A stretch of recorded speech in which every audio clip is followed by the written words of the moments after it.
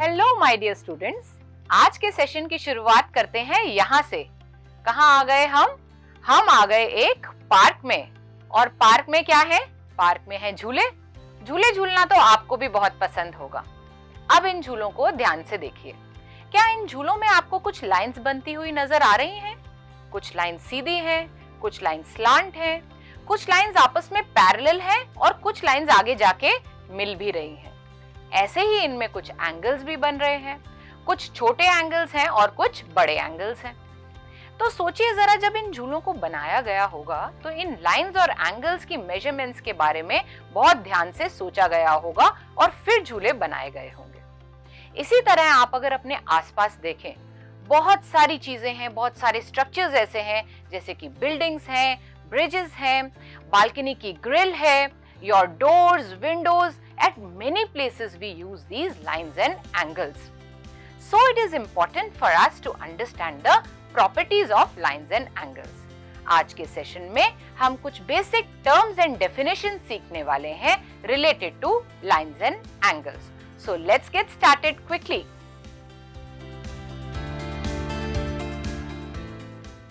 तो चलिए सबसे पहले बात करते हैं what is a line. Line is a breathless length which can be extended indefinitely. क्योंकि ये indefinitely extend हो सकती है, इसलिए it has no measurement. Now let's talk about line segment. Now line segment is a part of line but it has two endpoints. Because it has two endpoints, it can be measured and it is having a fixed length. Next we talk about ray. अब ray क्या है? जैसे हम कहते हैं ना, सूरज की किरणें धरती पर पड़ती हैं, वो जो किरण की बात करते हैं that is ray. Ray is having one end point and no end point on the other side. In the case of sun, sun becomes that end point and the rays of sun fall on earth. इस तरीके से हम ray को समझते हैं। इसके बाद बात करते हैं points की। Point is that which has no part. उसका आगे कोई हिस्सा नहीं है।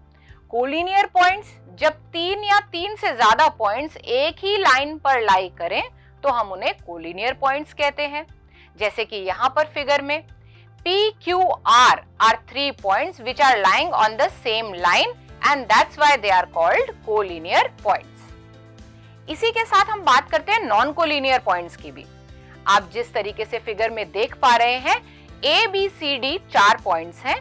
आप इन्हें मिला के देखिए, क्या ये एक ही लाइन पे लाई कर रहे हैं? नहीं ना। Such points which do not lie on the same line are called non-collinear points.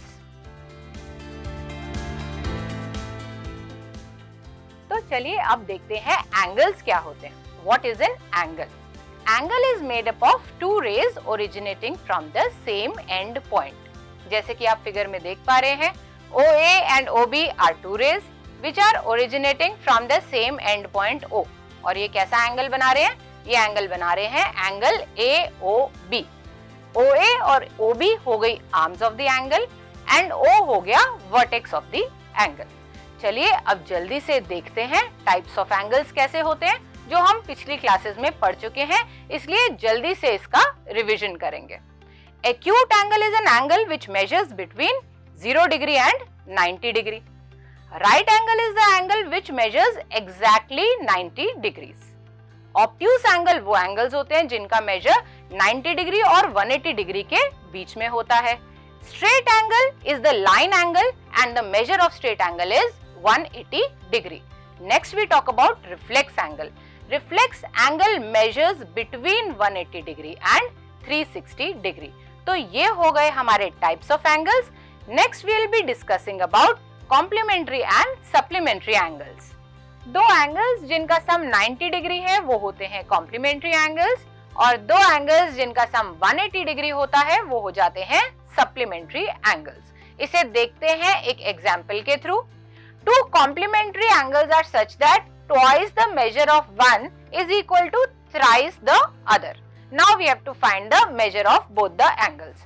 तो क्या करेंगे, क्या ले सकते हैं हम दो एंगल्स को? हम दो एंगल्स को ले सकते हैं 2x और 3x। इन्हें ऐड कर लीजिए, क्या आएगा? 90. Why 90? Because they are complementary angles. तो 2x plus 3x is equal to 90 degree. 5x is equal to 90 degree, तो x क्या बन गया 90/5 विच इज 18। तो मेजर्स क्या हो गई एंगल्स की, 2x देखेंगे तो 2 इंटू 18 36 और 3x देखेंगे तो 3 इंटू 18 54। तो 54 और 36 ऐसे कॉम्प्लीमेंट्री एंगल्स हमारे पास आ गए। इसके बाद बात करते हैं हम एडजेसेंट एंगल्स की। इस फिगर को ध्यान से देखिए, इसमें दो एंगल्स बन रहे हैं PQR एंड RQS। जब एडजेसेंट एंगल्स होते हैं वो तीन कंडीशन सेटिस्फाई करते हैं। वो तीन कंडीशंस क्या हैं? एक तो उनका कॉमन वर्टेक्स होना चाहिए, एक कॉमन आर्म होनी चाहिए, और जो दो नॉन कॉमन आर्म्स हैं वो कॉमन आर्म के ईदर साइड पे लाई करनी चाहिए। अब अगर PQR और RQS को आप देखते हैं तो Q बन जाता है इनका कॉमन वर्टेक्स और QR हो जाती है कॉमन आर्म। अब QP और QS क्या QR के ईदर साइड पे लाई कर रहे हैं? Yes, they are lying on the either side. That means PQR and RQS are satisfying all three conditions of adjacent angles, hence they are adjacent angles. After understanding about adjacent angles, in the same figure let us see what are linear pair of angles. अगर QP और QS रे को हम खोल दें, एक straight line बना दें, तो PQR और RQS एंगल्स बन जाएंगे linear pair of angles. Why? Because they are lying on the same line PQS। और PQR और RQS कैसे एंगल्स होंगे? ये होंगे सप्लीमेंट्री एंगल्स जिनका सम होता है 180 degree, because they are on the same line. Next, let us talk about vertically opposite angles. अगर आपके पास दो लाइंस हैं AB and CD which are intersecting at point O, clearly आप देख पा रहे हैं इसमें कितने एंगल्स बन रहे हैं? चार एंगल्स बन रहे हैं ना, angle 1, angle 2, angle 3 and angle 4। जैसे कि वर्टिकली ऑपोजिट एंगल अपने आप में क्लियर करता है कि ये ऑपोजिट एंगल्स हैं, तो angle 1 and angle 3 are vertically opposite angles and angle 2 and angle 4 are vertically opposite angles. तो दो पेयर हमारे वर्टिकली ऑपोजिट एंगल्स के हो गए। आने वाले सेशंस में हम ये भी समझेंगे that these vertically opposite angles are actually equal to each other. चलिए दोबारा से बात करते हैं लाइंस की।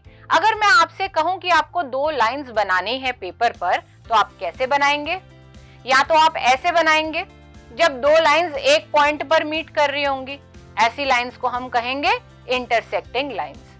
दूसरा तरीका होगा ये जब वो लाइंस आपस में किसी जगह पर मीट नहीं कर रही, ऐसी लाइंस को हम कहते हैं पैरेलल लाइंस।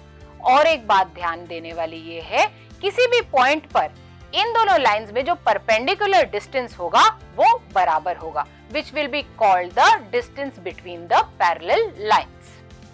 तो बच्चों, आज के सेशन में हमने सीखा लाइन सेगमेंट रे के बारे में, पॉइंट्स के बारे में, collinear points as well as non collinear points, angles क्या होते हैं, टाइप्स ऑफ एंगल्स कैसे होते हैं, complementary supplementary angles, adjacent angles, linear pair of angles and vertically opposite angles के बारे में। हमने ये भी जाना कि इंटरसेक्टिंग और पैरेलल लाइंस के बीच में क्या डिफरेंस होता है।